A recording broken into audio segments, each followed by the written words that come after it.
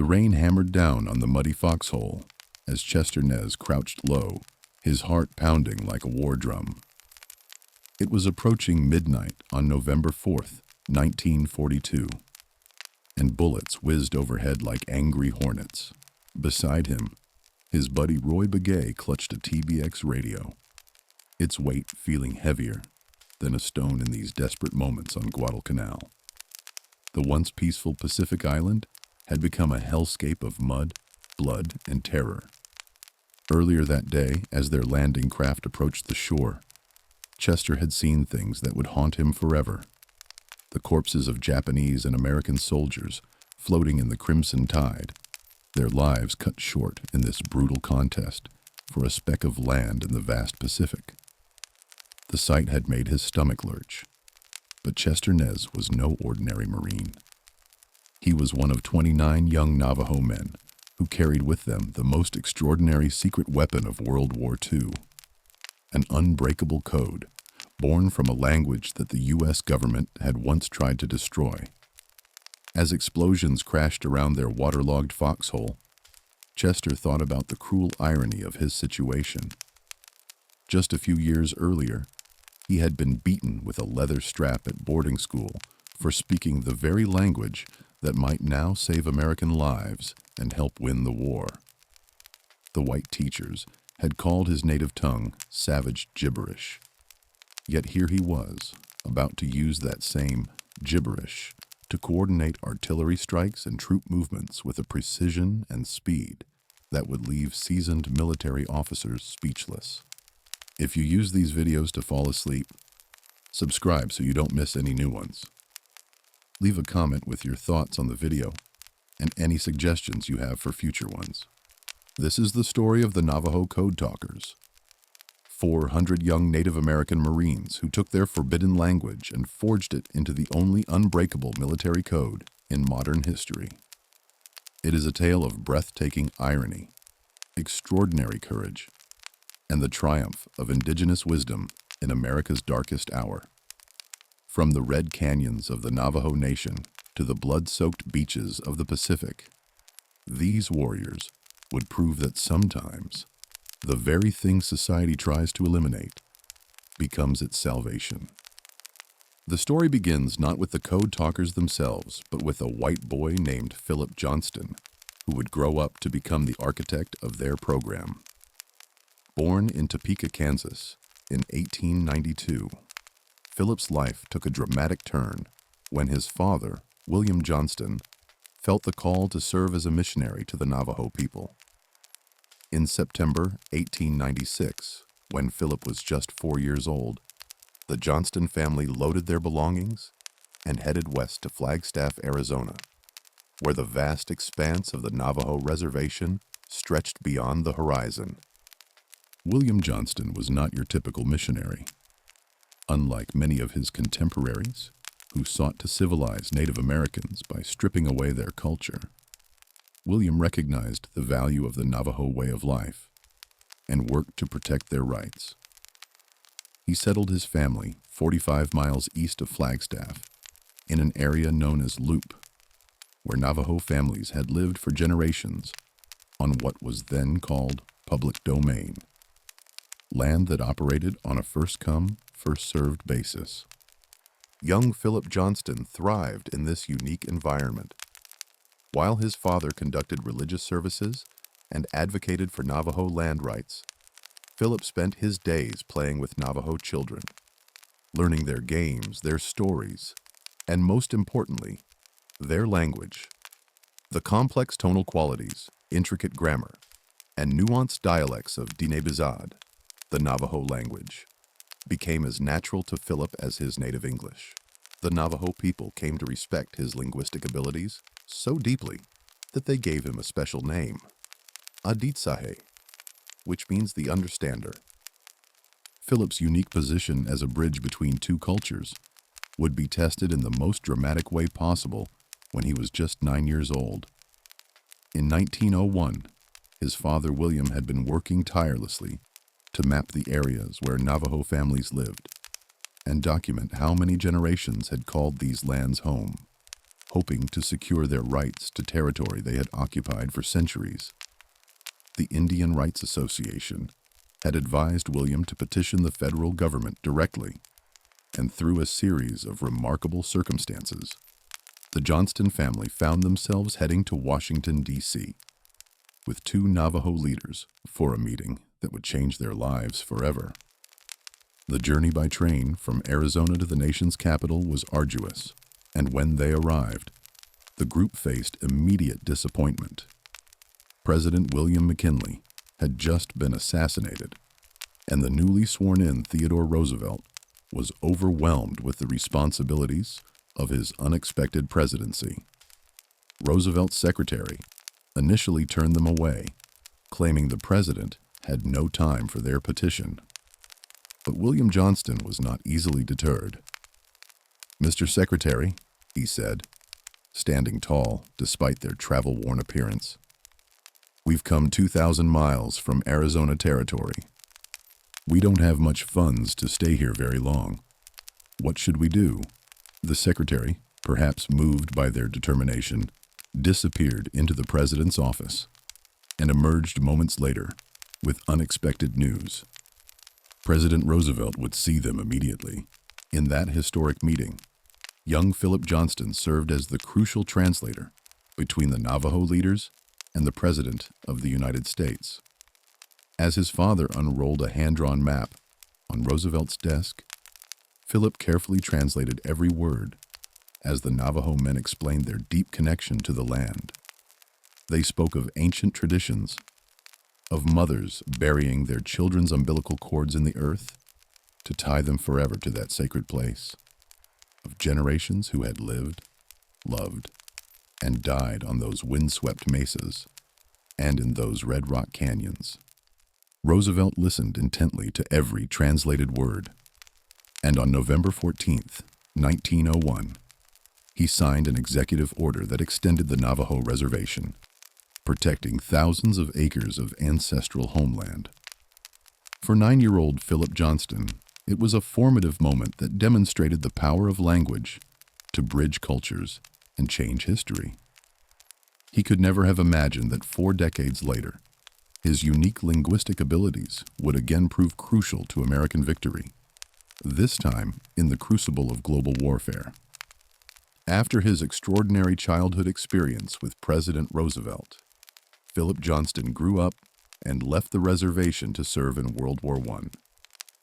Following his military service, he earned a civil engineering degree from the University of Southern California in 1925 and took a job with the Los Angeles Water Department. But despite his successful career in the city, Johnston maintained his connection to the Navajo people and never forgot the complex beauty of their language. In early 1942, with America reeling from the attack on Pearl Harbor, Philip Johnston was reading a newspaper article about U.S. Army training exercises in Louisiana. The article mentioned that Native American soldiers had been used to transmit messages in their native languages during the maneuvers. The article triggered a memory that would change the course of military history. Johnston remembered not only his own fluency in Navajo, but also the extraordinary complexity of the language that had made him so valuable as a translator decades earlier. He knew that Navajo was one of the most difficult languages in the world to learn, with its intricate tonal system, complex grammar, and dialectical variations that could completely alter meaning. More importantly, he knew that fewer than 30 non-Navajo speakers could understand the language during World War II. As the wheels turned in his engineering mind, Johnston realized he was looking at the solution to one of America's most pressing military problems. The Japanese had been systematically breaking American codes throughout the Pacific, leaving U.S. forces vulnerable to intercepted communications and devastating surprise attacks. What if there was a way to create a code based not on mathematical formulas that could be cracked by enemy cryptographers, but on a living language that was virtually unknown outside of one isolated community in the American Southwest? While Philip Johnston was developing his revolutionary idea in Los Angeles, hundreds of miles away in the high desert country of New Mexico, a young Navajo boy named Chester Nez was experiencing a childhood that would unknowingly prepare him for one of the most important missions in military history. Born on January 23, 1921, in a place called Chichilta, which means among the oak trees, Chester grew up in the rugged beauty of the Navajo homeland, where red sandstone cliffs rose like ancient sentinels and oak trees provided precious shade in the harsh desert landscape. Chester's early years were marked by both the joy of traditional Navajo life and the harsh realities of reservation existence in the early 20th century.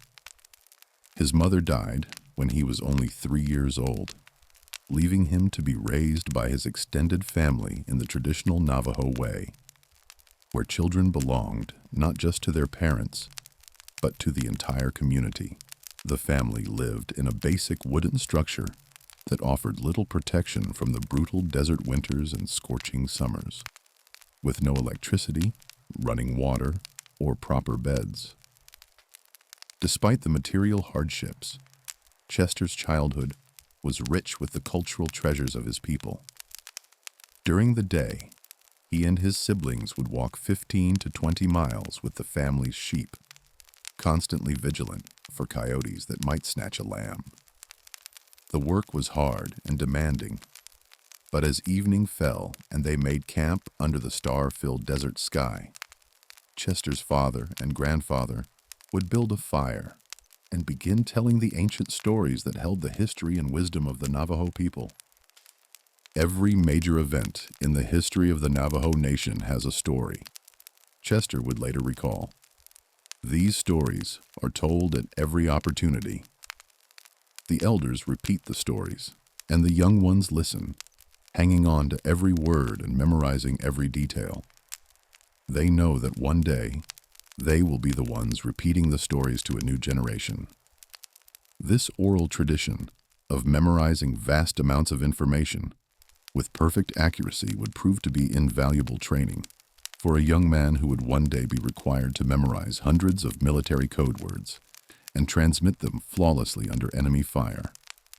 When Chester was 8 years old, his father delivered news that would shatter the boy's world. The government wants Navajo children to learn English.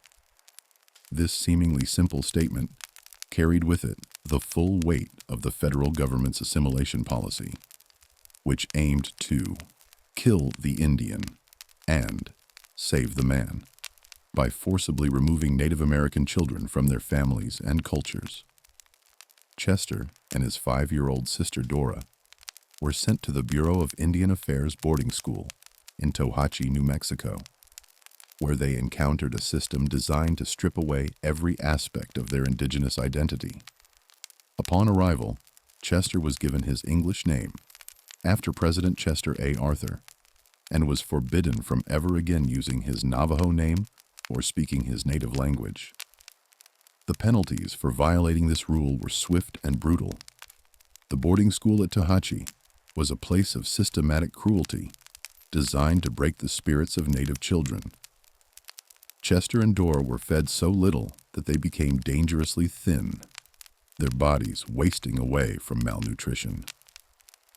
When they returned home for their first visit, their family was shocked at how skeletal they had become.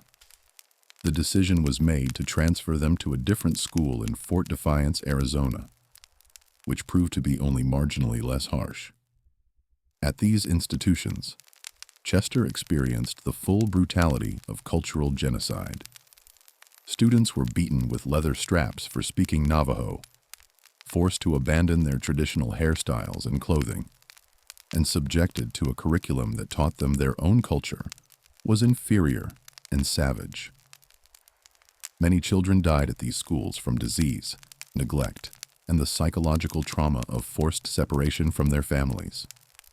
Those who survived often emerged deeply scarred, caught between two worlds, and belonging fully to neither. But Chester Nez possessed a remarkable resilience that would serve him well in the trials ahead. His boarding school experience taught him to stay calm under pressure, to take a calm approach to life, to get it done one step at a time. His biographer would later observe, to go to boarding school, to not see your family for a long time, to have to camp out in the open and make your way back home. That was pretty tough for a little guy. Despite the trauma he endured, Chester learned to speak perfect English while secretly maintaining his fluency in Navajo. In the dark dormitories, after lights out, he and other Navajo children would whisper in their forbidden language, keeping alive the words and concepts that boarding school officials were determined to eliminate. This act of quiet rebellion would prove to be one of the most important preservations of linguistic heritage in American history. By 1942, Chester Nez had grown into a strong young man who had survived the boarding school system and was working as a student at the BIA school in Tuba City, Arizona. When Marine Corps recruiters arrived at the school in early 1942, Chester felt a stirring in his heart that connected to the ancient warrior traditions of his people. I wanted to leave the reservation to see what the other people, the way they lived, the way they carried on, to see something different, he later explained. And on top of that, I wanted to do something for my country, to defend my country and my people, all the Native American Indians. Chester convinced his roommate to enlist with him, not knowing that their decision to join the Marines would lead them into one of the most classified and crucial programs of the war. On May 4th, 1942, Chester Nez and 28 other young Navajo men raised their right hands and took the oath of enlistment at Fort Wingate, New Mexico, Mexico, a former U.S. Army fort that had been converted into a Bureau of Indian Affairs boarding school. They became Recruit Training Platoon 382, bound for Marine Corps Base San Diego, and a destiny none of them could have imagined. As their bus pulled away from Fort Wingate, heading toward a military base and a war that would test them in ways they couldn't foresee, Chester Nez carried with him not just the standard issue gear of a Marine recruit, but something far more precious, a perfect memory of the ancient stories told around desert campfires, a fluent mastery of a language that boarding schools had tried to beat out of him, and the warrior spirit of generations of Navajo fighters who had defended their homeland against all enemies.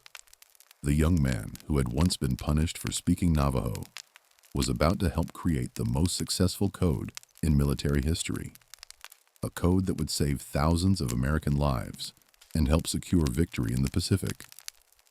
The irony was breathtaking, but Chester Nez understood it perfectly. I reminded myself that my Navajo people had always been warriors, protectors, he would later reflect. In that, there was honor. I would concentrate on being a warrior and protecting my homeland. In early 1942, Philip Johnston walked into the Marine Corps headquarters at Camp Elliott near San Diego with an idea so audacious that many officers dismissed it as impossible. The concept of using Native American languages for military communication was not entirely new. The U.S. Army had experimented with Choctaw speakers during World War I with limited success. But Johnston's proposal was different in both scope and sophistication. He wasn't talking about simple tactical communications. He envisioned a comprehensive coding system that could handle the complex requirements of modern amphibious warfare. The Marine officers were skeptical. Major James E. Jones and General Clayton Barney Vogel, commanding general of the Amphibious Corps Pacific Fleet, had heard countless proposals for unbreakable codes, and most had proven vulnerable to enemy cryptanalysis. The Japanese had already demonstrated their ability to crack American communication systems, making every radio transmission a potential intelligence gift to the enemy. What made Johnston think that an indigenous language could succeed where sophisticated mathematical codes had failed? Johnston's answer was elegantly simple: complexity through cultural isolation. The Navajo language, he explained to the assembled officers, has a syntax and tonal qualities that make it unintelligible to anyone without extensive exposure and training. It has no alphabet or symbols and is spoken only on the Navajo lands of the American Southwest. More importantly, Johnston estimated that fewer than 30 non-Navajo speakers could understand the language during World War II, and none of those were Japanese. To prove his point, Johnston had recruited 4 Navajo men who were working in Los Angeles shipyards and brought them to Camp Elliott for a demonstration that would change military history. The test was simple but demanding. The 4 volunteers would be separated into 2 rooms and given complex military messages to transmit and decode using only their native language and field telephones. What happened next left the Marine officers speechless. The Navajo speakers were given sample military expressions to convey to each other, but they immediately informed the observers that they would need to use word and letter substitution methods because the Navajo language lacked direct equivalents for many technical English terms. After agreeing on which Navajo words would represent English military terminology, they successfully transmitted and decoded messages, nearly verbatim from English to Navajo and back to English. The speed differential was astounding. Messages that took 30 minutes to encode and decode using conventional encryption machines were transmitted and decoded by the Navajo speakers in just 20 seconds. General Vogel watched in amazement as complex tactical orders, coordinate positions, and supply requests flowed seamlessly between the 2 rooms with perfect accuracy and lightning speed. The Marine Corps just thought it was almost a miracle, Philip Johnston later recalled. General Vogel was so impressed that he immediately recommended recruiting 200 Navajo Marines, though the program was initially limited to 30 under pilot status to test the feasibility of the concept. On that fateful day of May 4, 1942, at Fort Wingate, New Mexico, 29 young Navajo men stepped forward to make history. They ranged in age from teenagers to young adults, with some so eager to serve that they had lied about their age to meet military requirements. Many, like Chester Nez, had survived the brutal boarding school system, where they had been forbidden to speak the very language that would now make them invaluable to the war effort. The recruitment process had been carefully managed by Marine officers who understood they were selecting men for one of the most classified operations of the war. The criteria were specific and demanding. Each recruit had to be fluent in both English and Navajo, physically fit enough to meet Marine standards, and able to pass a rigorous background security check. More importantly, they needed men who could work under extreme pressure while maintaining perfect accuracy. Lives would depend on every word they transmitted. As the 29 young men raised their right hands and took the oath of enlistment, they became Recruit Training Platoon 382, bound for Marine Corps Recruit Depot San Diego for standard boot camp training. What they didn't know was that they were about to embark on one of the most important linguistic projects in military history: the creation of a code that would prove to be absolutely unbreakable throughout the entire war. The group that graduated from boot camp on June 27, 1942, was then transferred to Camp Elliott, later Camp Pendleton, in California, for specialized communications training and the crucial task that would define their service: developing the code itself. These 29 young Marines had no idea that they were about to create a cryptographic system that would revolutionize military communications and help secure Allied victory in the Pacific. When the 29 Navajo Marines arrived at their specialized training facility, they were escorted into a large classroom and locked inside. A major addressed them briefly. You people are going to develop a code in your own language, he said simply. And this is all he said. He left the room, and he locked the door behind us. Chester Nez later recalled the confusion and uncertainty of that moment. We didn't know what to think, you know? What does he mean by making a code in our own language? We sat there for about 3 or 4 minutes thinking, how are we going to develop this code? The young Marines looked around at each other, realizing that they were being asked to accomplish something that had never been attempted before. To take their ancient language and transform it into a modern military weapon. Working with Marine communications officers and cryptographic specialists, the 29 men began the painstaking process of creating what would become known as the Navajo Code.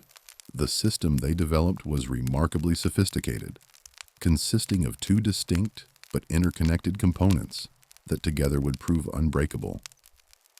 The first component was a phonetic alphabet that assigned Navajo words to each letter of the English alphabet. But this wasn't simply a one-to-one substitution. Understanding the frequency analysis techniques used by enemy codebreakers, the Marines developed multiple Navajo words for the most commonly used letters in English. The letter A could be represented by Wolachi, an ant, Belasana, apple, or Tsinil, axe, making pattern recognition virtually impossible. The complete phonetic alphabet was elegant in its simplicity. A equals Wolachi, ant. B equals shush, bear. C equals Moasi, cat. D equals B, deer. E equals Dze, elk. F equals Ma-i, fox. G equals Klizzy, goat. H equals Lin, horse. I equals Tikin, ice. And so on through the entire alphabet. The second component was far more complex and creative. The Navajo language had no words for modern military equipment, tactics, or ranks, so the code talkers had to invent them using their deep cultural knowledge of the natural world. The process was democratic and thoughtful, with each suggestion being discussed extensively before adoption. Somebody would suggest a name, a certain creature or a bird, anything like that, Chester Nez explained. We would all talk about it. This is how this thing lives. This is how this thing hunts. This is how this thing flies and stuff like that. The discussion would continue until they had agreed on a word that made logical sense within Navajo cultural understanding. The results were brilliantly logical within Navajo thinking, but incomprehensible to outsiders. Aircraft were named for birds based on their flying characteristics. Fighter plane equals Dahetihi, hummingbird, because of their speed and agility. Bomber equals Jaysho buzzard, because they circled their prey. Dive bomber equals Genie, chicken hawk, for their hunting dive patterns. Transport plane equals Atsa, eagle, for their size and strength. Naval vessels were given names based on sea creatures. Battleship equals Lotso, whale, the largest creatures of the sea. Destroyer equals Kalo, shark, fast and dangerous predators. Cruiser equals Lotso Yazi, small whale, smaller than battleships. Submarine equals Beishlo, ironfish, fish that swam beneath the surface. Ground equipment received names from land animals. Tank equals Che Dagahi, turtle, for their hard shells and slow movement. Machine gun equals Akna Azdoni, fast shooter, describing their function. Hand grenade equals Nimasi, potato, for their size and shape. Bomb equals Ayashi, egg, another shape-based metaphor. Military ranks were designated by medals and insignia. Lieutenant Colonel equals silver oak leaf. Major equals gold oak leaf, Captain equals 2 silver bars. Countries received descriptive names. Japan equals Behna Alitsozi, slant eye. Germany equals Beshbichahe, iron hat. America equals Nehema, our mother. Perhaps the most remarkable aspect of the Navajo Code was that it existed entirely in the minds of the code talkers themselves. Unlike traditional codes that relied on written materials or mechanical devices, the Navajo system was completely memorized. Each code talker had to learn not only the basic alphabet substitutions, but also hundreds of military terms and their Navajo equivalents. The initial vocabulary contained 211 words, but it would grow to over 600 terms by the war's end as new military situations demanded additional coded terminology. Every single word had to be perfectly memorized because written materials were absolutely forbidden in combat zones for security reasons. If a code talker was killed or captured, there could be no physical evidence of the code that could fall into enemy hands.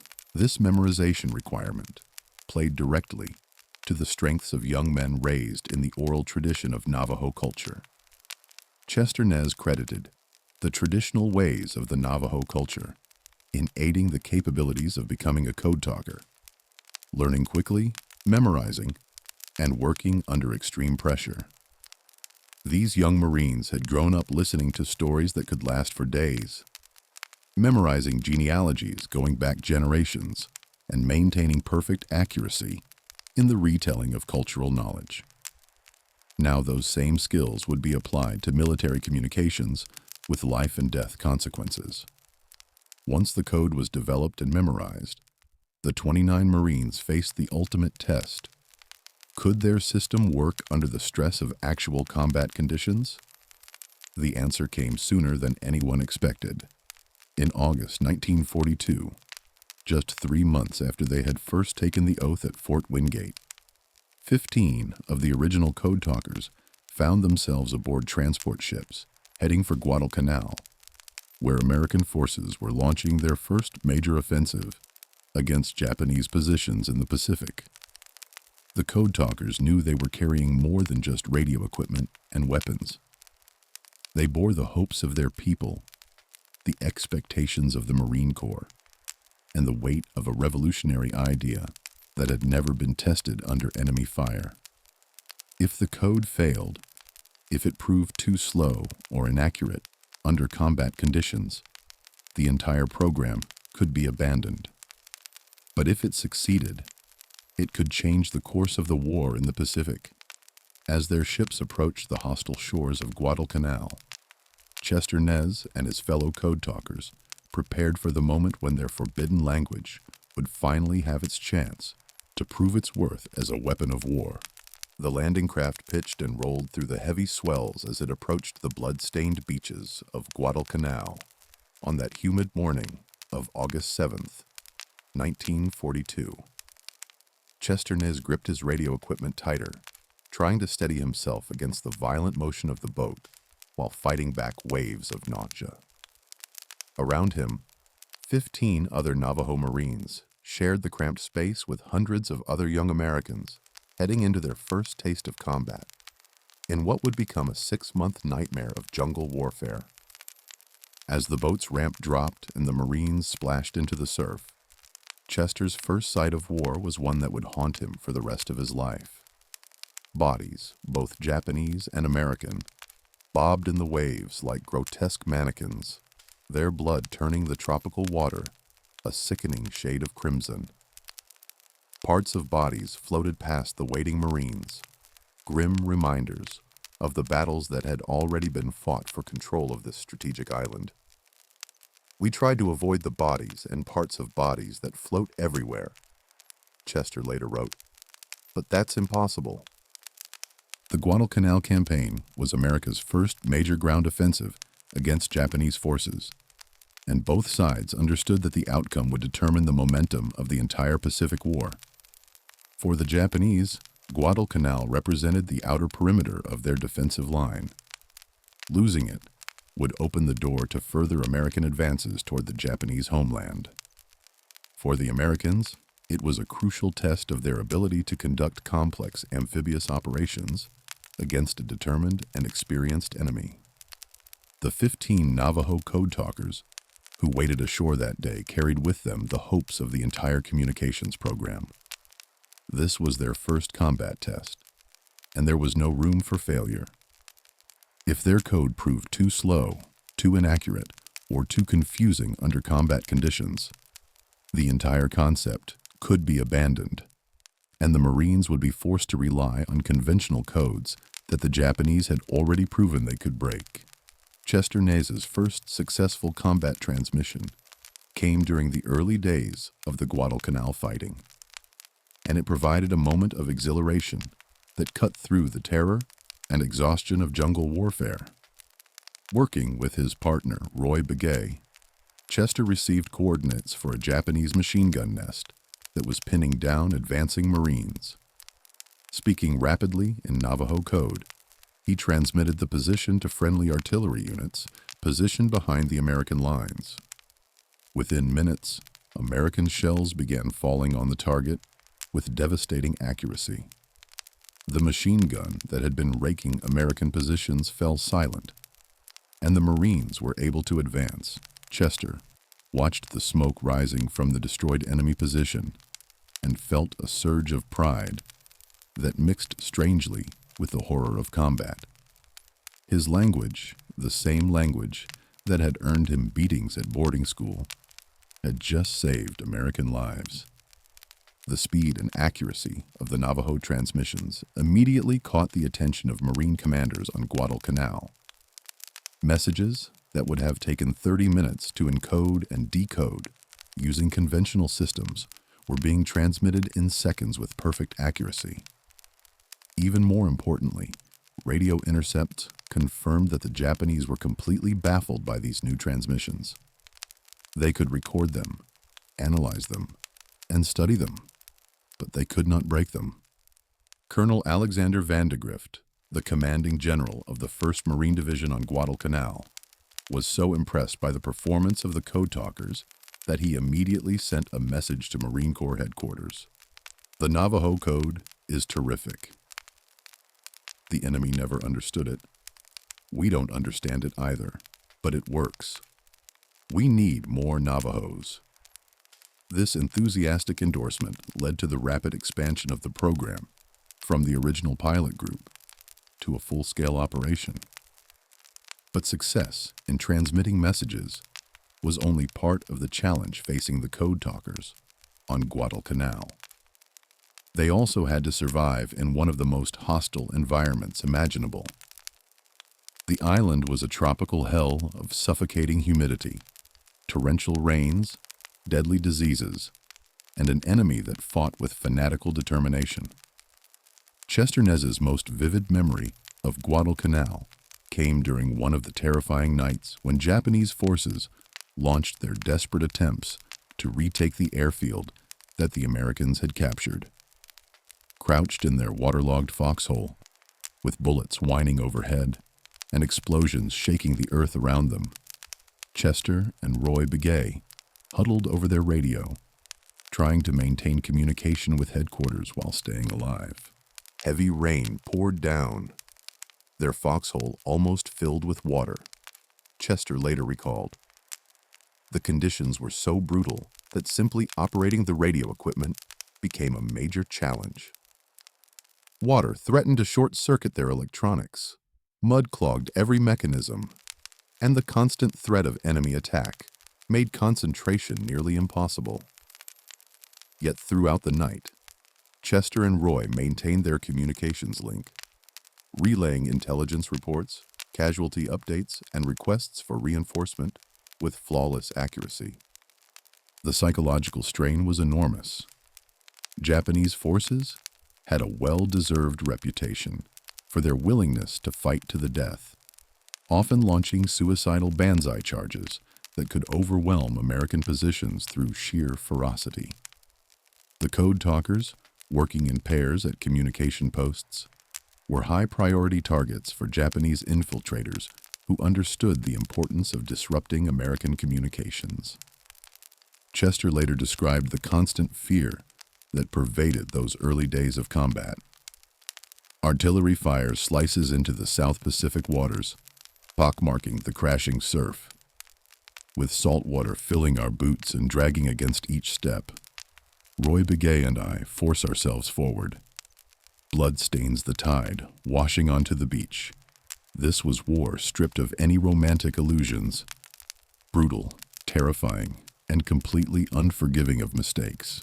Throughout the horror of combat, Chester Nez and the other Code Talkers drew strength from their cultural and spiritual traditions. Before leaving for overseas deployment, Chester had sent his Marine uniform home to have it blessed in a traditional Navajo ceremony. He carried a medicine pouch containing an arrowhead and sacred corn pollen, following customs that stretched back thousands of years. Every day, Chester would pray, using the traditional words and concepts of his people, prayers that transported him spiritually from the hellish battlefields of the Pacific back to the red canyons and oak trees of his childhood home at Chichilta. These prayers were not just personal comfort. They were a connection to a community of people back home who were performing their own ceremonies for the protection of their warrior sons. On the battlefield, he sometimes could hear the bells of the sheep, and new people at home were praying for him. Chester's biographer later wrote, "I had noticed the bells before, usually around noon, even thousands of miles from home, in conditions I could never have imagined. It was comforting, the sound of the sheep and goats coming in.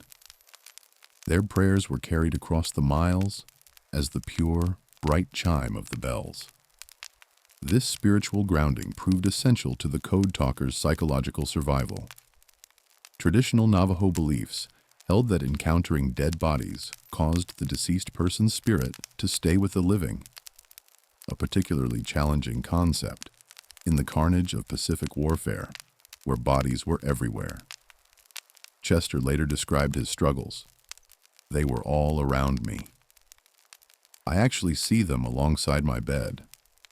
Only traditional Navajo ceremonies, performed after the war, would help cleanse him of these spiritual burdens.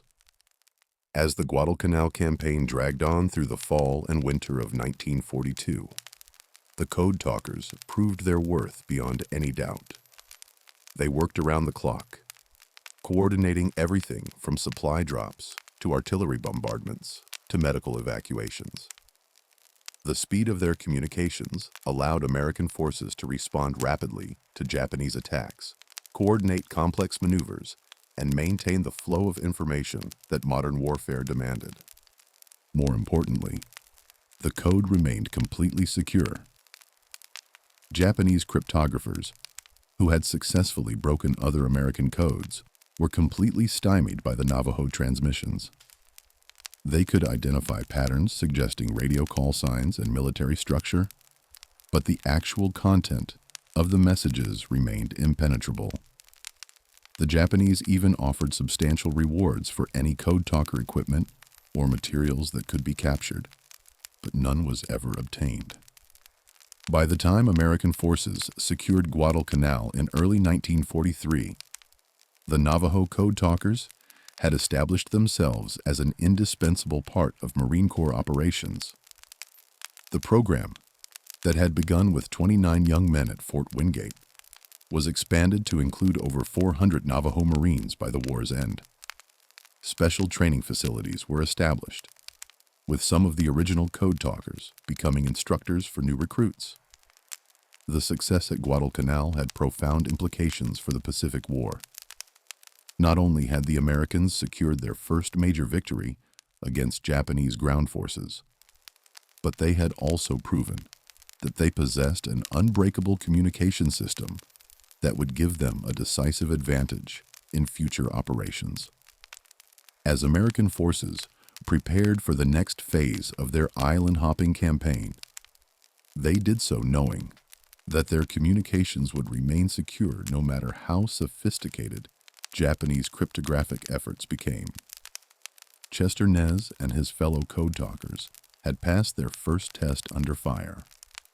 Their forbidden language had proven itself worthy of trust with the lives of American servicemen. But the real test was still to come, in battles that would dwarf Guadalcanal in their scale and intensity, where the Code Talkers would prove that their unique contribution was not just useful, but absolutely essential to Allied victory in the Pacific. As news of the Code Talkers' success at Guadalcanal reached Marine Corps headquarters, the demand for more Navajo communicators grew exponentially. The original concept of a small pilot program was abandoned in favor of full-scale recruitment across the Navajo Nation.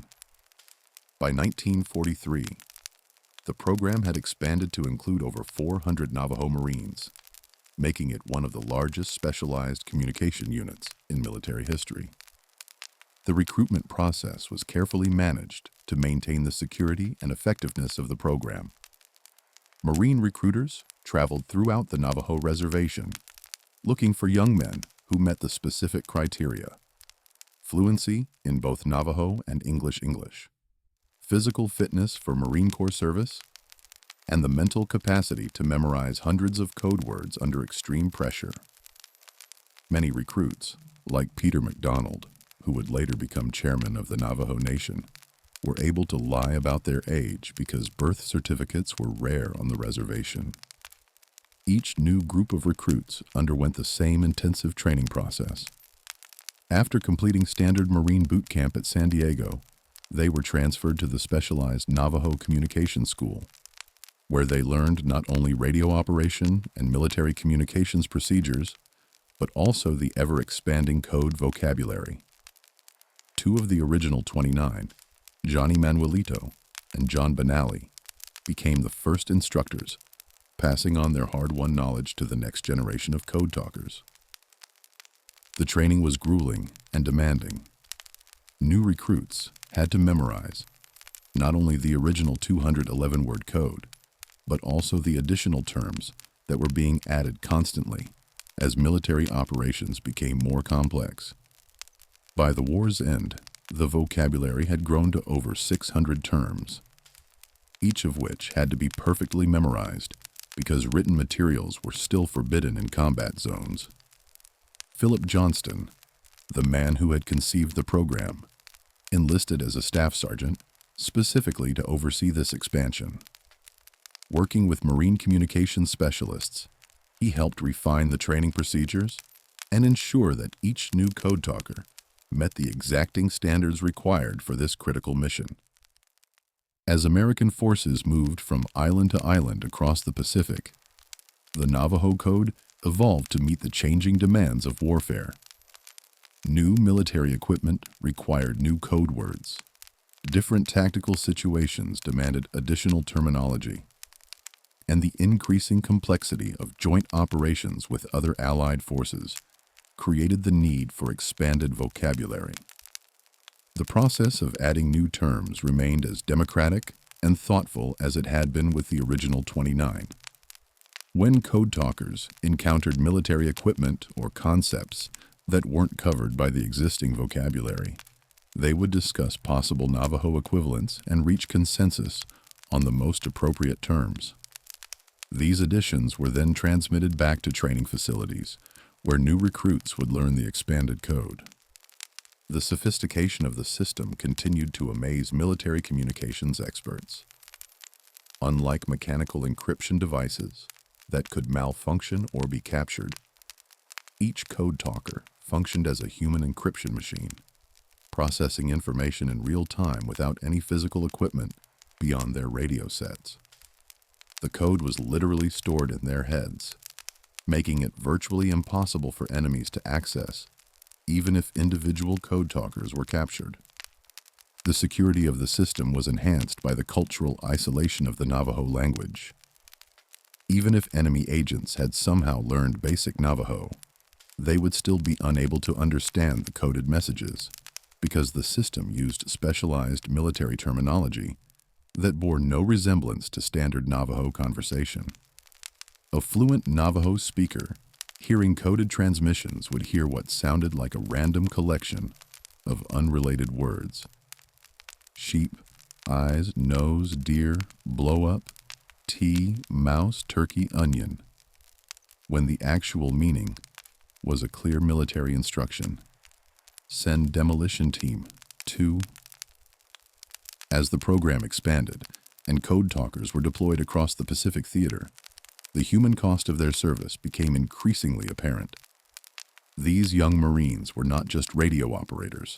They were frontline combat troops who faced all the dangers of amphibious warfare, while carrying the additional burden of maintaining secure communications.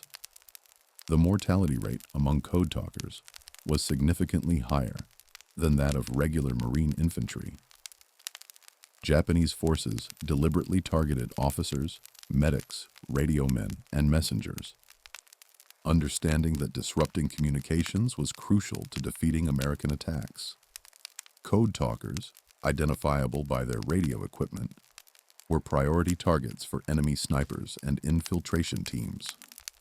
13 Navajo Code Talkers were killed in action during World War II, each death representing not just the loss of a brave Marine, but also the destruction of an irreplaceable piece of the communication network.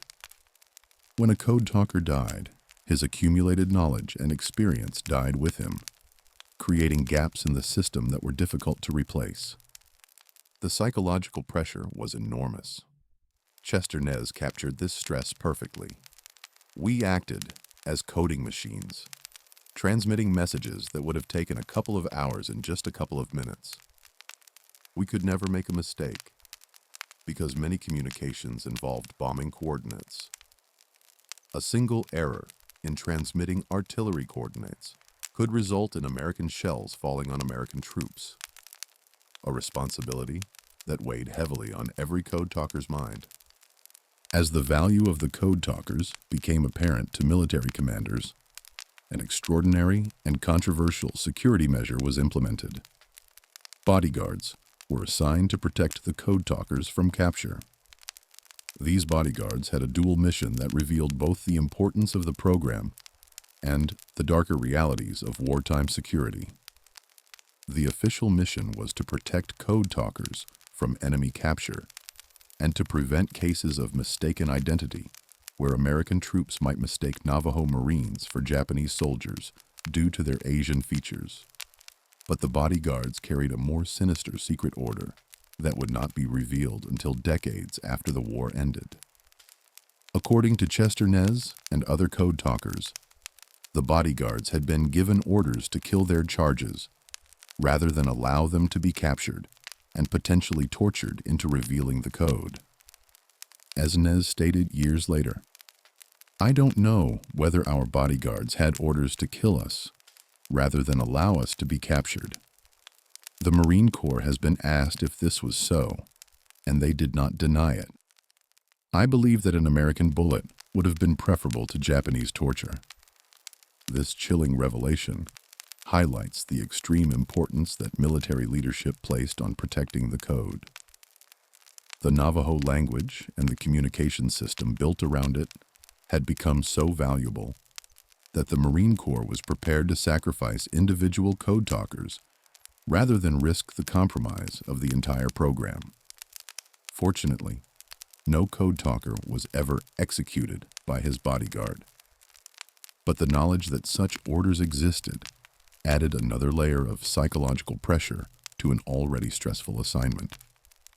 Beyond the physical dangers and mental pressures of combat, code talkers faced unique cultural and spiritual challenges that their white counterparts did not experience. Traditional Navajo spiritual beliefs created additional psychological burdens that complicated their service in combat zones. Many code talkers carried traditional medicine pouches containing corn pollen and sacred objects, following customs that provided spiritual protection, but also created cultural conflicts with military regulations. Peter McDonald recalled how a medicine man had given him corn pollen before he left for overseas service with specific instructions. When you're down in the foxhole with bullets flying 5 to 10 inches over your head. Take a pinch. Put it on your tongue.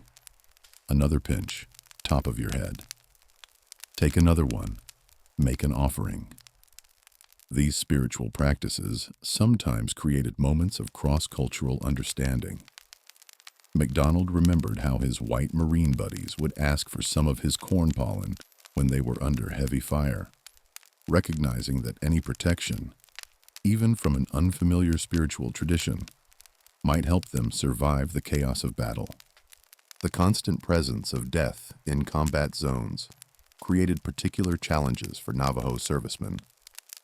Traditional beliefs about encountering dead bodies and the spiritual contamination that could result from such contact meant that code talkers faced not only the psychological trauma that affected all combat veterans, but also spiritual burdens specific to their cultural background. What continued to amaze military communications experts was the sheer mental capacity that the code talkers demonstrated. Unlike conventional radio operators who worked with written codes and mechanical encryption devices, code talkers had to process everything mentally in real time while under enemy fire. The process was extraordinarily complex.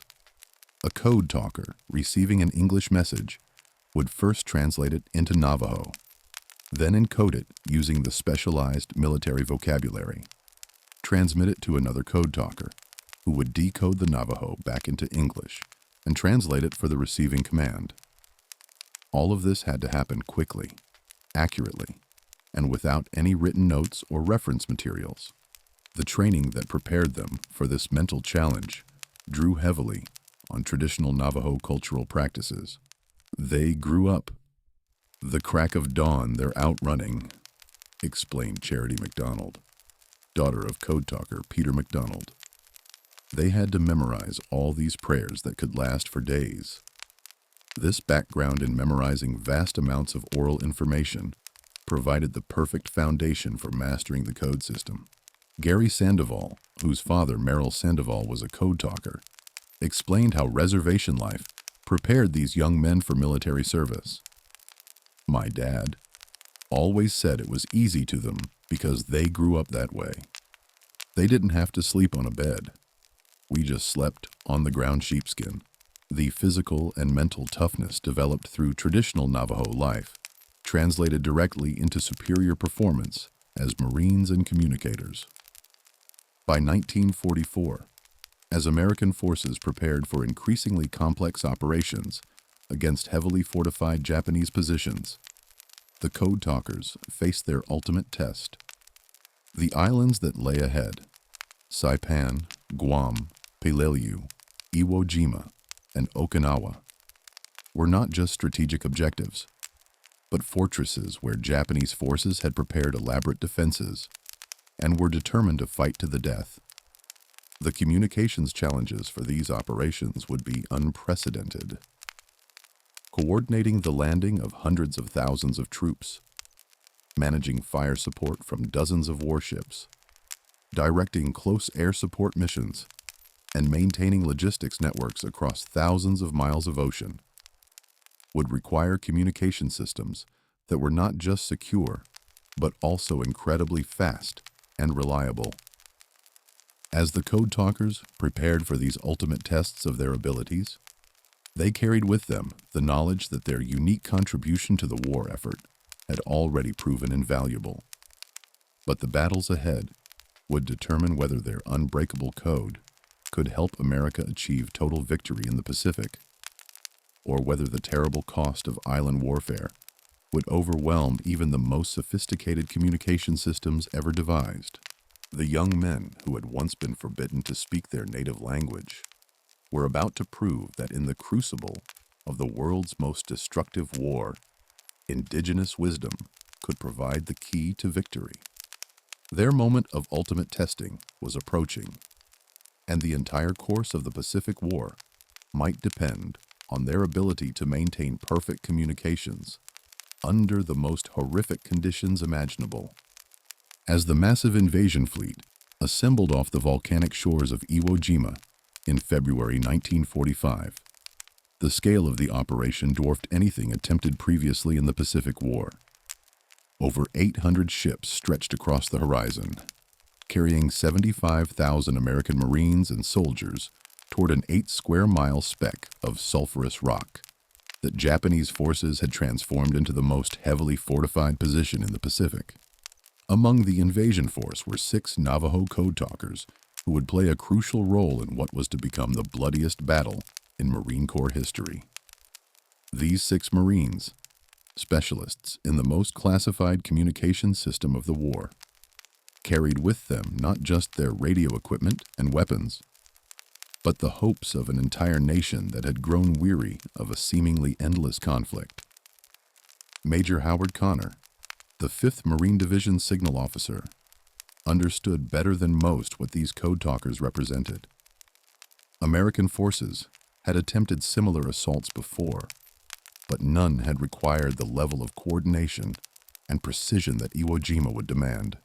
Japanese forces had spent months preparing elaborate underground defenses, creating a network of tunnels, bunkers, and artillery positions that could only be defeated through perfect coordination of naval gunfire, airstrikes, artillery, and ground assault. The island itself seemed designed by nature to maximize the horror of warfare. Iwo Jima was essentially a dead volcano, its black volcanic sand so fine that it made movement exhausting and provided no protection from enemy fire. The island's unique composition meant that digging foxholes was nearly impossible. Marines would scrape shallow depressions in the volcanic ash and pray that enemy shells wouldn't find them. Japanese Commander General Tadamichi Kuribayashi had used the island's natural features to create a defensive system unlike anything Americans had previously encountered.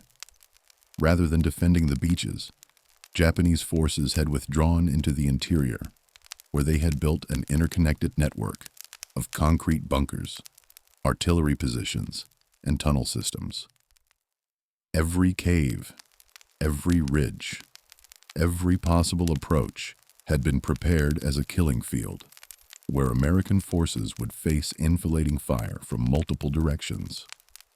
When the first wave of Marines hit the beaches of Iwo Jima on February 19, 1945, the 6 Navajo Code Talkers immediately went to work in conditions that tested every aspect of their training and cultural background.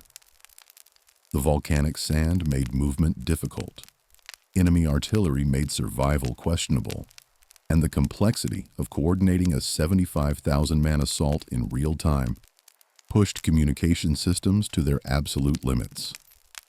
Major Connor later described the crucial role played by the Code Talkers during those first 48 hours. During the first 48 hours, while we were landing and consolidating our shore positions, I had 6 Navajo radio nets operating around the clock. These 6 Marines worked continuously without rest, coordinating every aspect of the massive amphibious operation while under constant enemy fire. The statistics from those first 2 days remain astounding. The 6 Code Talkers transmitted and received over 800 messages without a single error. Every message was processed in real time, with Code Talkers mentally translating from English to coded Navajo, transmitting to other Code Talkers, who then decoded back to English and relayed instructions to combat units. The speed and accuracy of these transmissions were literally the difference between success and catastrophe. The types of messages flowing through the Navajo communication network revealed the incredible complexity of modern amphibious warfare. Code Talkers were coordinating landing schedules for 30,000 Marines in the initial assault waves, naval gunfire support from over 100 warships positioned offshore, close air support missions from carrier-based aircraft, artillery fire from Marine and Army units as they established positions, medical evacuation requests for the hundreds of casualties, supply and ammunition requests as units ran low on materials, intelligence reports about Japanese positions and movements, tactical coordination between units advancing across different sectors. Behind these impressive statistics lay human drama of the most intense kind. Chester Nez, though not present at Iwo Jima, later captured the psychological reality of code talking under combat conditions. We acted as coding machines, transmitting messages that would have taken a couple of hours in just a couple of minutes.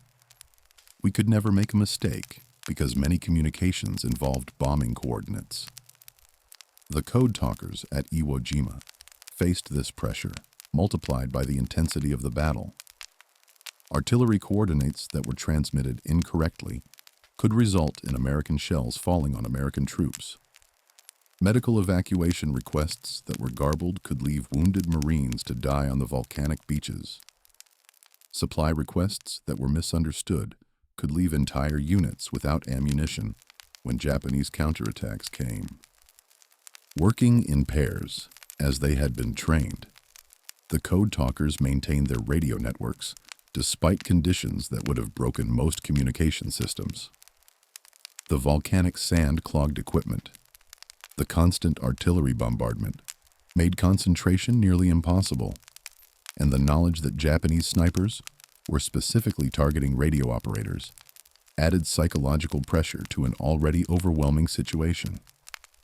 The spiritual dimension of their service became even more important under these extreme conditions. Many code talkers continued to carry corn pollen and other sacred items, following traditional practices even in the hellish environment of Iwo Jima.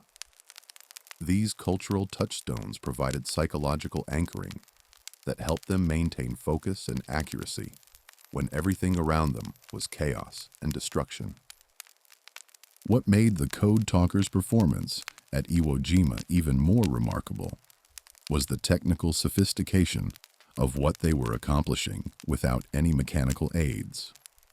While conventional military communications required encryption machines, code books, and written materials, the Navajo system existed entirely in the minds of the operators. A typical coded transmission might sound like this to anyone listening.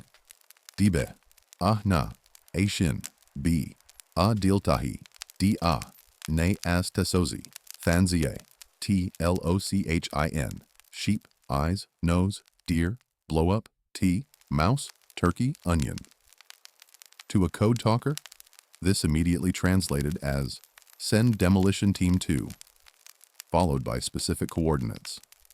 The mental processing required to encode, transmit, receive, and decode such messages, while under enemy fire represented a level of cognitive performance that military communications experts had never seen before. The speed differential remained astounding even under combat conditions. Conventional encryption systems required several minutes to encode a message, transmit it, and decode it at the receiving end. The Navajo Code Talkers could accomplish the same task in 20 seconds with perfect accuracy. During the critical phases of the Iwo Jima assault, this speed advantage was literally the difference between life and death for thousands of Marines. Japanese intelligence services had devoted enormous resources to breaking American codes throughout the Pacific War, achieving considerable success with many conventional encryption systems. Their cryptanalysts were among the world's best, and they had successfully penetrated diplomatic, military, and naval communication systems that other nations considered secure. But the Navajo Code presented them with a challenge unlike anything they had previously encountered. Japanese intelligence assigned 30 full-time cryptanalysts exclusively to these transmissions, applying every technique they had developed for breaking conventional codes. They tried musical analysis for tonal patterns, statistical analysis of sound frequencies, comparison with recordings of other Native American languages, and consultation with Japanese scholars who had studied in America. The Japanese even developed specialized recording equipment to capture Navajo transmissions without distorting the tonal qualities that they suspected might be significant.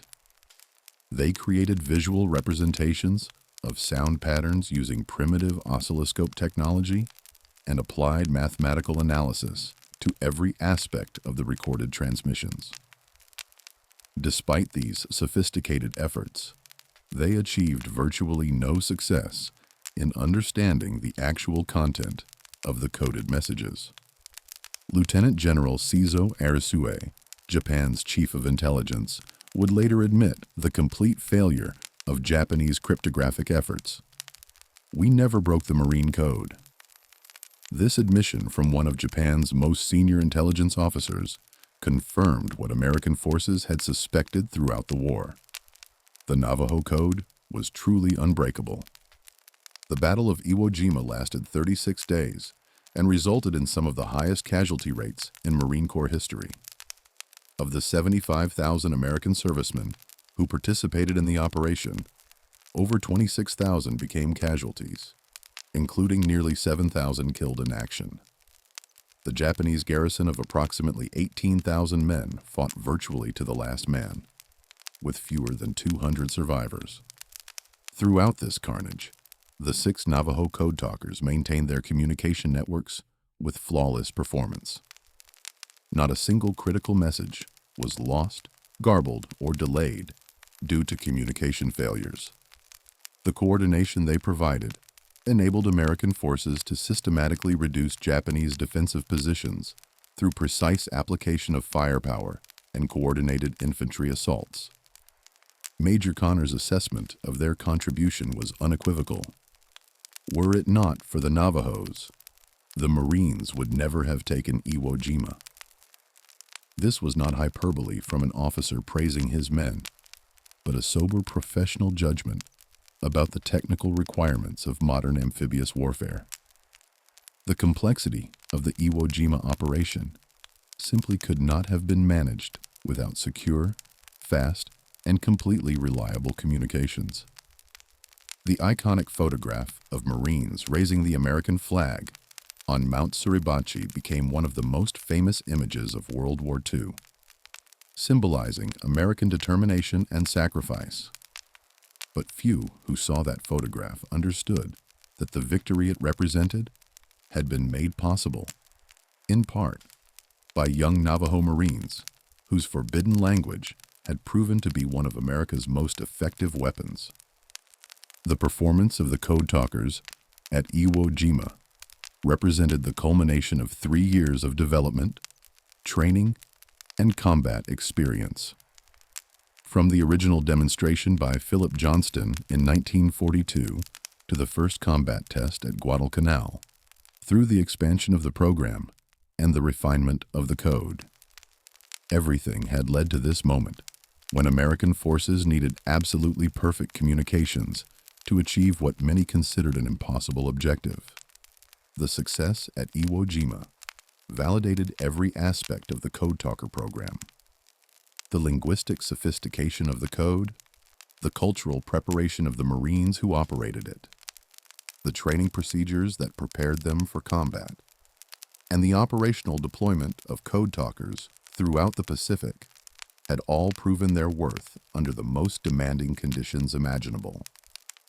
As American forces prepared for the final assault on Japan itself, Operation Downfall, which would have dwarfed even Iwo Jima in its scale and complexity, military planners knew they possessed a communication system that could handle any challenge the war might present. The Unbreakable Code had been tested in the crucible of the Pacific's bloodiest battle and had emerged not just intact, but triumphant. The 6 Navajo Marines who maintained communications at Iwo Jima had achieved something unprecedented in military history. They had created and operated a cryptographic system that remained absolutely secure throughout an entire major war, while providing communication speeds that surpassed any mechanical system available at the time. Their achievement represented not just a technical triumph, but a vindication of indigenous knowledge and cultural preservation in an age that often dismissed such traditions as obsolete. When Japan surrendered on August 15, 1945, bringing World War II to a close, The Code Talkers faced a bittersweet moment that would define the rest of their lives. They had contributed decisively to American victory in the Pacific, participating in every major marine operation from Guadalcanal to Okinawa, transmitting thousands of messages that had never been compromised by enemy code breakers.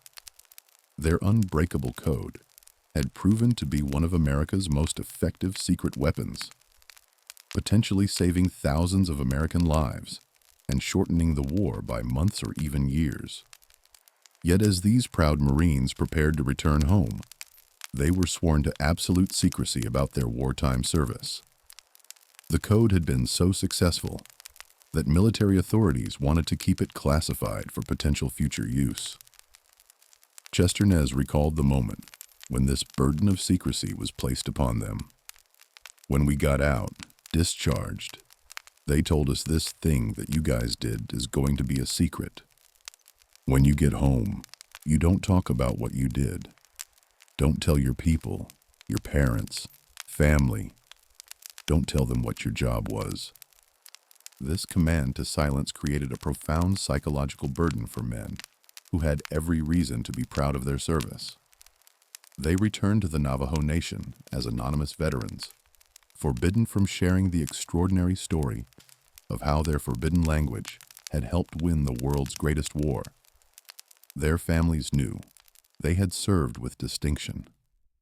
Many wore combat decorations and bore the physical and emotional scars of Pacific warfare, but the specific nature of their contribution remained locked away in classified files.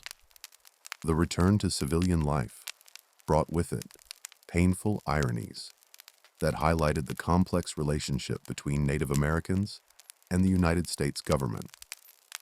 Many code talkers came home to find that they still lacked basic civil rights in the nation they had helped defend. Despite their military service, Native Americans could not vote in all 50 states until 1962, 17 years after the war ended. They had risked their lives for democracy while being denied full participation in that democratic system.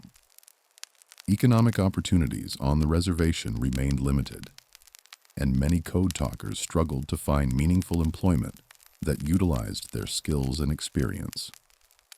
The GI Bill, which provided educational and housing benefits to World War II veterans, was less accessible to Native Americans due to bureaucratic barriers and geographic isolation. Some code talkers were able to take advantage of these benefits, like Chester Nez, who studied art at the University of Kansas. But many others found their wartime service provided little advantage in post-war America. The psychological challenges were equally significant. Many code talkers suffered from what would now be recognized as post-traumatic stress disorder, but mental health services were virtually non-existent on reservations in the 1940s and 1950s.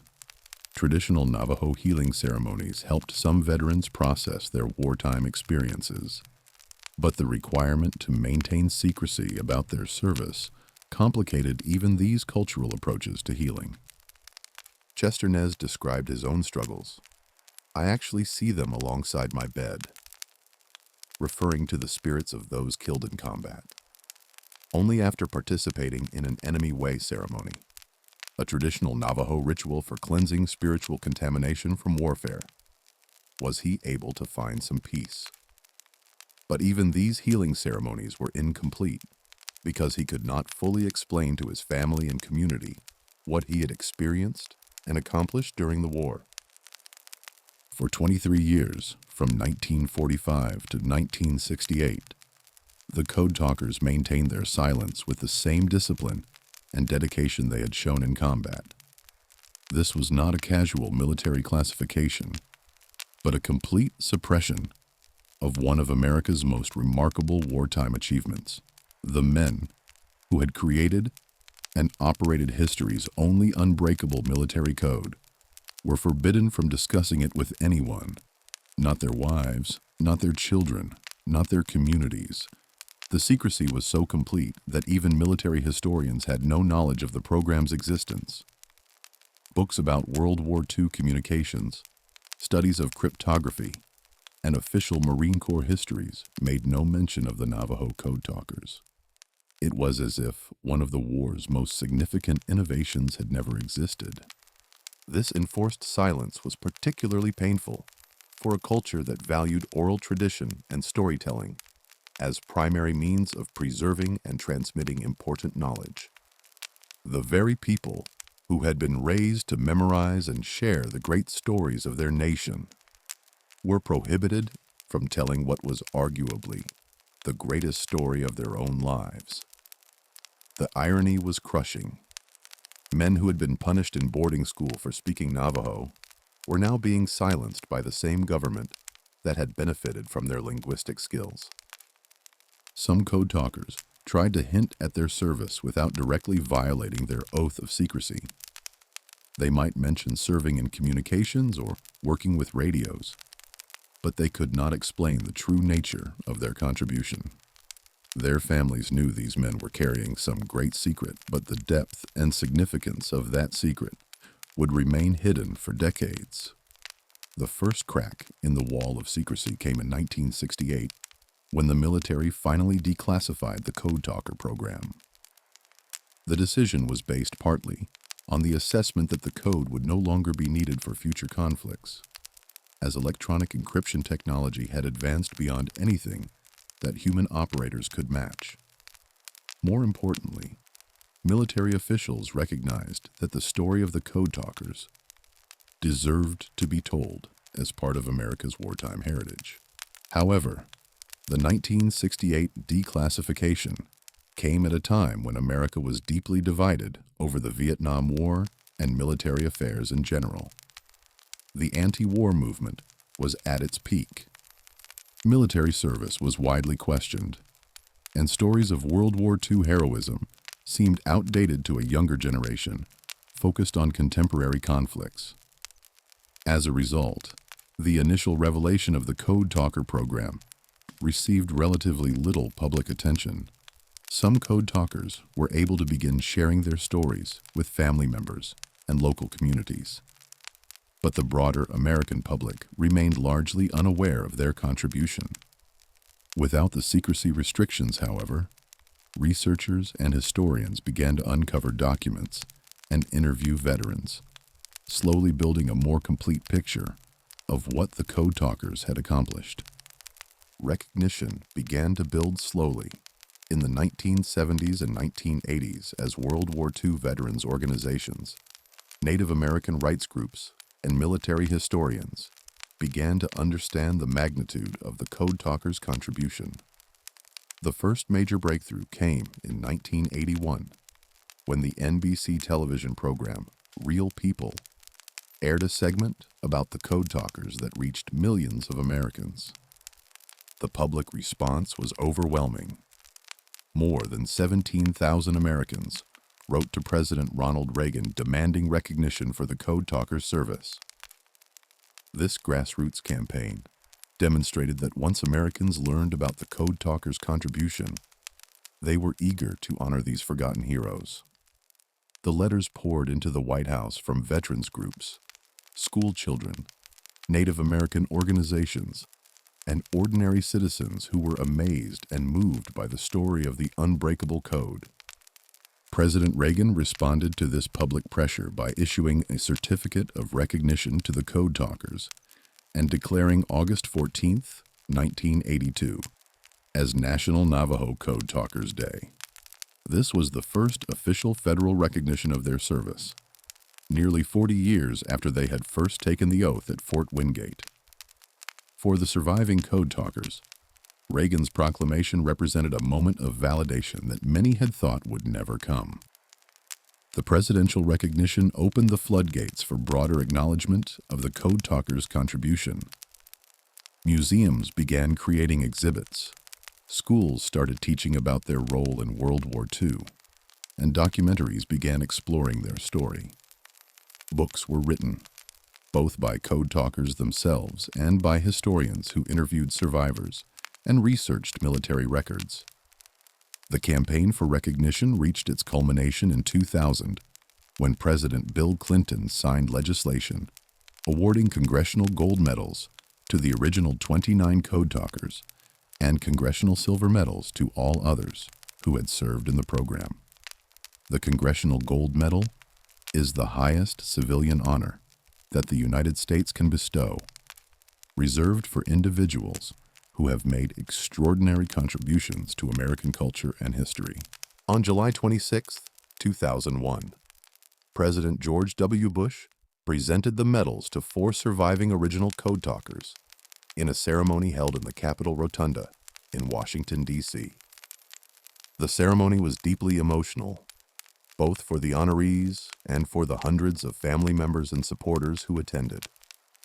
Many of the recipients were elderly men who had waited 60 years for this recognition, and some were too frail to attend the ceremony personally.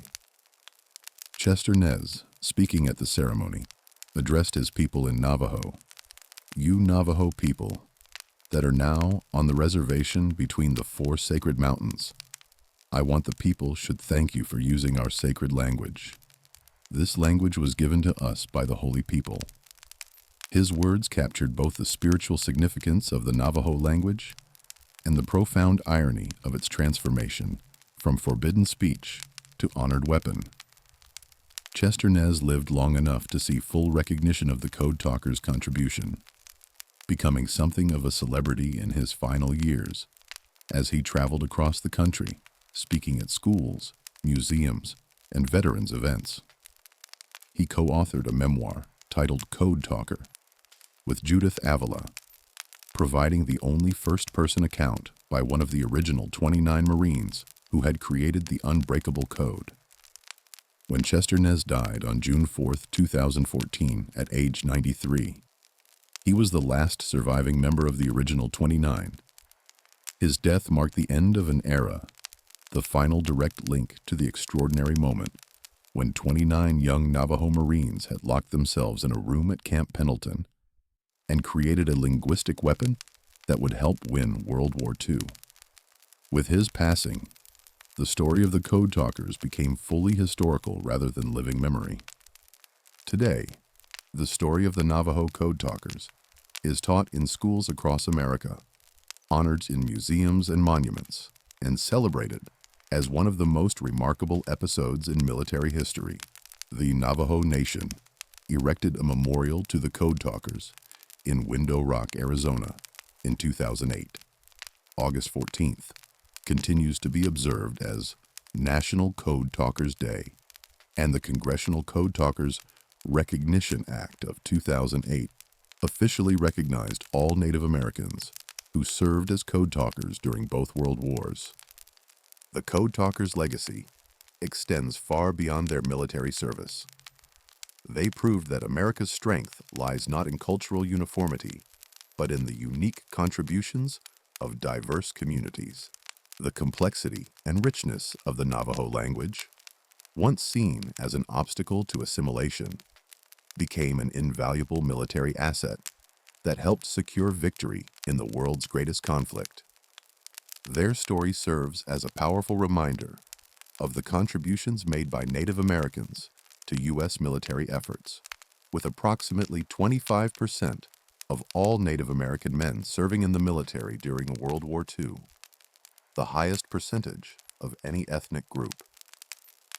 More importantly, it demonstrates the vital importance of preserving indigenous languages and cultures, showing how traditional knowledge can prove essential in unexpected circumstances.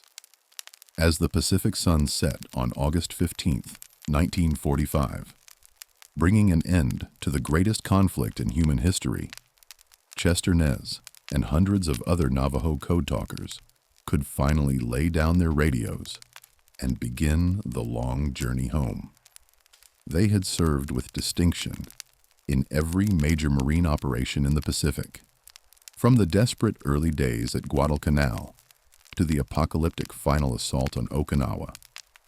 They had transmitted thousands of messages under the most horrific conditions imaginable, and not one of those messages had ever been compromised by enemy codebreakers. The statistics of their achievement are staggering, but they tell only part of the story. 400 Navajo Marines had created and operated the only unbreakable military code in modern history, proving that indigenous wisdom could provide solutions that sophisticated technology could not match. Their code had enabled American forces to coordinate complex amphibious operations with unprecedented speed and security, potentially saving thousands of American lives and shortening the war by months. But beyond the military statistics lies a human story of extraordinary irony and triumph. These were young men who had been raised in a culture that treasured the power of words and stories, yet had been brutally punished in government schools for speaking their native language. They had survived a systematic campaign of cultural genocide that sought to kill the Indian and save the man, only to discover that their supposedly savage language would become one of America's most effective weapons.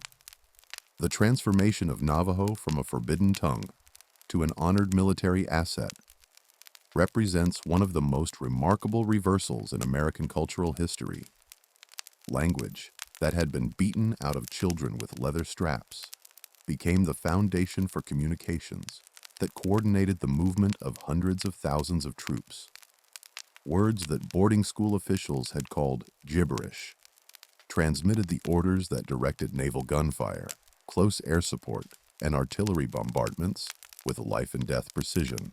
Chester Nez captured this irony perfectly in his final reflections. A code based on the Navajo language? After we'd been so severely punished in boarding school for speaking it, the question contains within it the entire tragic history of federal Indian policy and the stunning reversal that World War II represented.